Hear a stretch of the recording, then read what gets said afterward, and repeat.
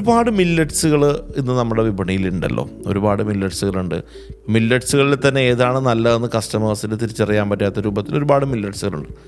ഇതിൽ നിന്നൊക്കെ എങ്ങനെയാണ് സൂറ ഫുഡ്സ് വ്യത്യസ്തമാവുന്നത്? നമ്മൾ എപ്പോഴും ശ്രദ്ധിക്കേണ്ട ഒരു കാര്യം, ഏത് ധാന്യമാണെങ്കിലും, അത് മില്ലറ്റ് ആണെങ്കിലും മറ്റ് സിറിയൽസ് ആണെങ്കിലും, ഗുണം എന്ന് പറയുന്നത് ബേസിക്കലി അതിൻ്റെ വിത്തിനെ ആശ്രയിച്ചിരിക്കും. എന്താ സൂറ ഫുഡ്സ് വിത്തിൻ്റെ പ്രത്യേകത? സൂറ ഫുഡ്സ് ഈ വിത്ത് സെലക്ട് ചെയ്യുന്നത്, നമുക്ക് വിത്തിനെ 3ആയിട്ട് തരംതിരിക്കാം. ഒന്ന് നാടൻ വിത്തുകൾ, ഒന്ന് ഹൈബ്രിഡ് വിത്തുകൾ, ഒന്ന് ജനിതക മാറ്റം വന്ന വിത്തുകൾ.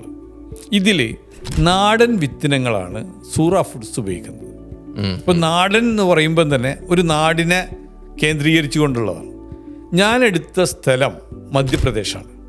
അതിൻ്റെ കാരണം വെള്ളത്തിൻ്റെ ലഭ്യത ഏറ്റവും കുറവുള്ളൊരു മേഖലയാണ് ഞാൻ സെലക്ട് ചെയ്തത്, മധ്യപ്രദേശ്. അതിൻ്റെ കാരണം എന്താണെന്ന് പറഞ്ഞാൽ, ഈ മില്ലറ്റുകൾക്കൊരു പ്രത്യേകത ഉണ്ട്.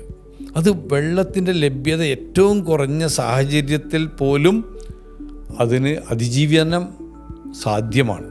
ഈ അതിജീവനം സാധ്യമായിട്ടുള്ള ആ ഒരു കരുത്ത് എടുക്കാൻ വേണ്ടിയിട്ടാണ് ഏറ്റവും മഴ ലഭ്യത കുറഞ്ഞൊരു പ്രദേശം ഞാൻ സെലക്ട് ചെയ്തത്.